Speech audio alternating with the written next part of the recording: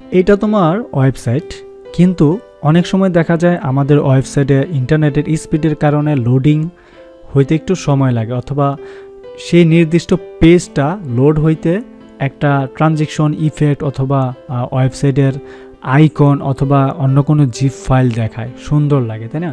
So এই জিনিসটা কিন্তু আমরা আমাদের ওয়েবসাইটে করতে পারি এলিমেন্টর প্রো ভার্সন দিয়ে। সো ফার্স্ট অফ অল আমাদের যে কাজটা করতে হবে, প্রথমেই আমাদের কোথায় যেতে হবে বলো তো? এটা হচ্ছে আমাদের এডিটিং পেজ, রাইট? আমরা যে কোনো পেজে আসবো। অ্যাকচুয়ালি আমরা হোম পেজেই থাকতে পারি অথবা ফুল যে কোনো একটা পেজে গেলেই হয়, নির্দিষ্ট কোনো শর্ত নাই এই পেজে থেকেই আমাকে এই ডিজাইনটা করতে হবে, ওই পেজেই থাকতে হবে, ওই পেজে গেলে হবে, এই পেজে গেলে হবে না, এরকম অ্যাকচুয়ালি কোনো ধরা বাঁধার নিয়ম নাই। জাস্ট আমাদের আসতে হবে কোথায়? আমাদের এলিমেন্টরে আসতে হবে। এলিমেন্টরে আসার পরে এলিমেন্টরের সাইট সেটিংসে চলে যেতে হবে সিম্পলভাবে। আমরা সাইট সেটিংসে যাওয়ার পরে দেখো পেজ ট্রানজিশনস নামে একটা অপশন আমাদের এখানে শো করতেছে, কি?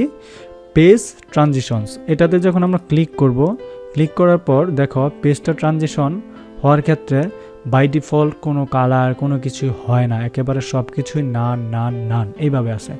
সো আমরা এখানে একটা কালার দিয়ে দিব। দেখো ব্যাকগ্রাউন্ডে একটা কালার, এই যে ব্যাকগ্রাউন্ড কিন্তু ছিল না এরকম। সো আমরা যদি এখানে ক্লিক করি, ব্যাকগ্রাউন্ডে একটা কালার নিয়ে আসবো। সো এই কালারটা এটা দিই, দেওয়ার পর আমরা এখানে যাব নান থেকে ফ্যাট।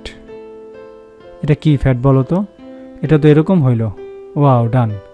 দেখছো ওপেন হয়েছে, মানে ওপেন হইতে একটু সময় লাগতেছে না, ডিউরেশন বেশি, সেটা করা যাবে না। আমাদের আনতে হবে তোমার স্লাইড রাইট, আমরা এইভাবে নিব। এবং অ্যানিমেশনের পাশটা হচ্ছে তোমার একটু বেশি তাড়াতাড়ি। প্রিভিউতে যাই, যখন আমরা প্রিভিউতে ক্লিক করব, ওয়াও নিয়ে আসলাম, গেলাম, দেখেও তো ট্রানজিশন স্লাইডে চলে আসছে। ওয়াও, অস্থির, এভাবে হচ্ছে, তাই না? এবং এটা আউটের সময় কি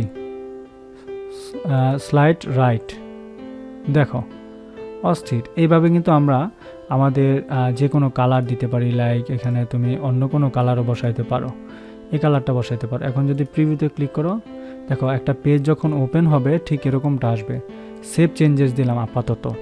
এখন যদি আমরা আমাদের রিয়েল সাইটটাতে রিলোড দিই, দেখো রিলোড দিতে একটা পেজ ওপেন হইতে আমাদেরকে ঠিক এরকম একটা ডিজাইন বা এরকম একটা ইমেজ দেখাবে। দেখো ডান, এরকম আসছে। আমরা যদি এইটা না রেখে আমাদের সাইটে অন্য কোনো স্টাইল দেই, লাইক তোমার ব্যাকগ্রাউন্ডটা আমরা দিব না, এখানে জাস্ট ক্লিক করব, ব্যাকগ্রাউন্ডটা রিমুভ হয়ে গেছে। ওকে ডান, এটাকে আমরা জাস্ট নান দিব। তারপরে তোমার এটাকে জাস্ট নান দিয়ে রাখবো। এখন আমরা প্রিলোডে আসবো। প্রিলোডে আসার পরে যখন তো দেখো অ্যানিমেশনে আমরা যেতে পারি।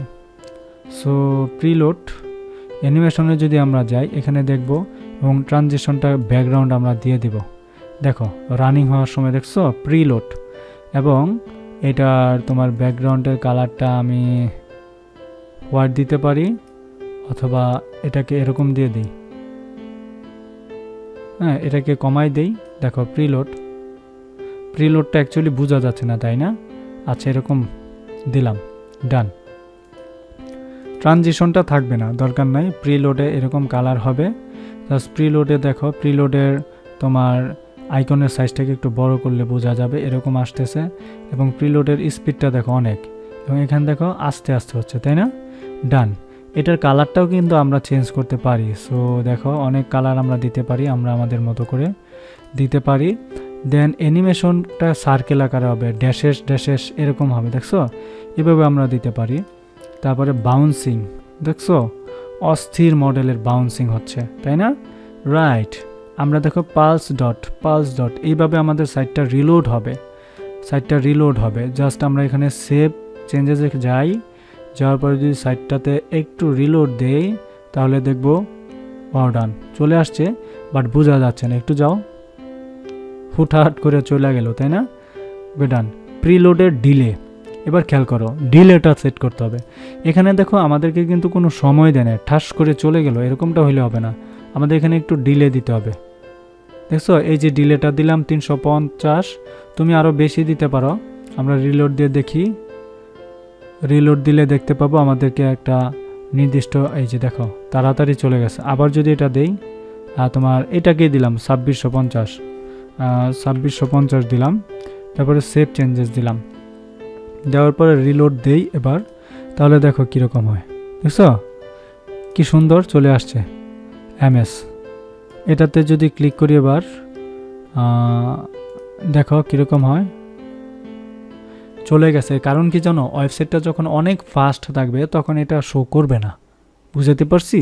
অর্থাৎ তোমাকে অপেক্ষা করার জন্য আর কিছুই বলবে না। আর যখন ওয়েবসাইটটা ফাস্ট না হবে, লোডিং হবে, স্পিড কমতে থাকবে বা স্পিড কম, ইন্টারনেট স্পিড কম, তখন এটা শো করবে। সো পালসটা দেখলাম, আমরা এই পালসটা দেখতে পারি, ওয়াও ডান, এইভাবে। তারপরে ওভারঅ্যাপটা দেখতে পারি। তারপর হচ্ছে তোমার এই যে এটা স্পিনার, নেস্টেডটা আসতে পারে, নেস্টেড স্পিনার, দেখো এইভাবে দিতে পারি। এটা হচ্ছে জাস্ট আমাদের ব্যাপার আর কি অ্যাকচুয়ালি। তারপরে দেখো আমরা নেস্টেডের পরে আসি অপোজিট নেস্ট, উল্টাপাল্টা হচ্ছে আর কি, অপোজিট নেস্ট রিং। তারপর হচ্ছে প্রগ্রেস বারটা সুন্দর না দেখতে, দারুণ। টুইন প্রগ্রেস বার, দুই দিকে, টু ওয়ে, রিপিটিং বার, ওয়াও রিপিটিং বার, দারুণ। এভাবে কিন্তু ওয়েবসাইটটা আসতে পারে, তাই না? তারপরে আমরা যদি আমাদের অ্যানিমেশনের পরিবর্তে আইকন আনতে চাই, সো আইকনে গেলাম। এখানে দেখো বাই ডিফল্ট একটা আইকন দেওয়া আছে অ্যাকচুয়ালি। সো এই আইকনটা আমরা চেঞ্জ করে নিয়ে আসতে পারি। এখানে দেখো অসংখ্য আইকন আছে। এটা হচ্ছে স্পিনার, মানে লোডিংয়ের জন্য আইকনটা আর কি অ্যাকচুয়ালি। আমরা দিতে পারি তোমার কি বলে, শপিং দিতে পারি, অথবা যেহেতু শপিংয়ের জন্য ওয়েবসাইট, এটা শপিংয়ের মতোই রাখি, ওয়াও ডান, এরকম। সো এই যে অ্যানিমেশন দেওয়া আছে, ডিলে এরকম দেওয়া আছে। এখন যদি সেভ দেই, রোটেট, এই যে রোটেট বলতে এটাকে উল্টানো পাল্টানো আর কি, আইকন দিতে পারি। আইকন দ্যাট মিনস হচ্ছে এখানে কোনো অ্যানিমেশন হবে না, ইফেক্ট হবে না, সরাসরি এটা এরকম হতেই থাকবে। ওকে, সো এটা আর কি। সো আমরা যদি এটাকে একটু রিলোড দেই, তাহলে দেখো ইমেজটা দেখায় কিন্তু সাথে সাথে চলে গেছে। ইমেজের পরিবর্তে আমরা যদি আইকনের পরিবর্তে ইমেজ দেখাই, তাহলে আমরা আমাদের সাইট থেকে একটা ইমেজ নিতে পারি। লাইক আমরা আমাদের ইমেজটা নিলাম, ওয়াও ডান, এরকম দেখা যাবে লোডিংয়ের ক্ষেত্রে এরকম দেখা যাবে, পরে এটা চলে যাবে লোডিংটা ফাস্ট হইলে। সো এখন যদি দেখি, একটু দেখো, এখানে কিন্তু ইমেজটা শো করবে, কারণ লোডিংয়ের যেহেতু এরকম হালচাল, আমরা বুঝতেই পারছি আমাদের এখানে ইমেজটা শো করার কথা। চলে গেছে হুট করে দেখায়, এটা হয়তো আমরা বুঝতে পারি নাই, কারণ হচ্ছে তোমার লোডিংয়ের সাইজটা ছোট বড় করতে পারি। এভাবে কিন্তু আমরা ওয়েবসাইটে স্পিনার বা কি বলে এটাকে তোমার পেজ ট্রানজিশন হিসেবে ইউজ করতে পারি। সো এখানে প্রত্যেকটাই পসিবল। আমরা পেজ ট্রানজিশনগুলোকে, প্রিলোডগুলোকে নান করে দিব। সো নান, কোনো কিছু আপাতত রাখছি না, জাস্ট সেভ চেঞ্জেস। তো আশা করছি এভাবে তোমরা সুন্দর করে তোমাদের ওয়েবসাইটে ক্লায়েন্টের রিকোয়ারমেন্ট অনুসারে একটা পেজ ট্রানজিশন অ্যাড করতে পারো।